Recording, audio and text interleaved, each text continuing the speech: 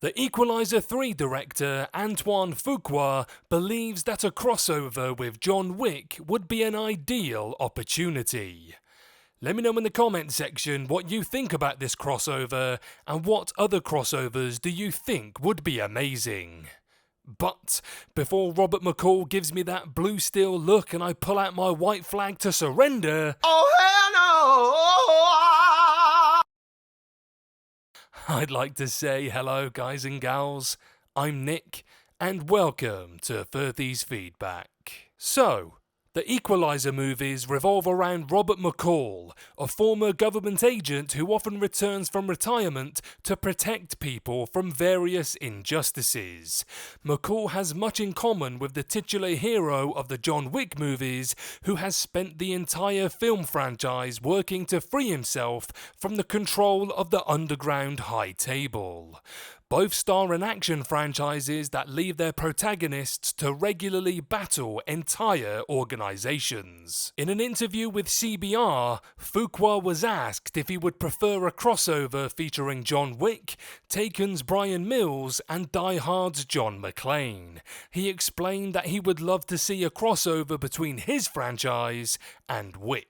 After the events of The Equalizer 3, the director imagines the characters working together and showing off their own specialties in combat situations. Here's what Fuqua said. "That's an interesting question. I think it would be a lot of fun with John Wick. They are very different. If McCall needs some weapons or some guns, I would let John do that. When it comes to up-close brutality, let McCall handle that. They are very different. The most compelling element about John Wick is that he desperately wants to retire. Life as an assassin is no longer viable for him after his short retirement, and thus he spends his days working desperately to destroy the high table to earn his freedom. However, McCall's motives are different. His return in his most recent movie was a consequence of gentrification and his desire to see justice and equality in society. While he also dreams of retirement, and even achieves it, he is much more likely to be drawn away from peace than the ever unhappy Wick is. There are similarities between the two characters. Both heroes have worked to put their lives behind them and were dragged back into the field by forces beyond their control. McCall, however, is a more altruistic force, while even Wick's most kind-hearted moments are rooted in his deep-seated tragedy. Wick is not an evil man, but he will not likely come back to the field for the same reasons that McCall would return. He wants freedom, and McCall wants justice, which exemplifies their different reasons for fighting. The Equalizer 3 and John Wick Chapter 4 end the stories of their heroes. McCall earns his retirement and Wick dies.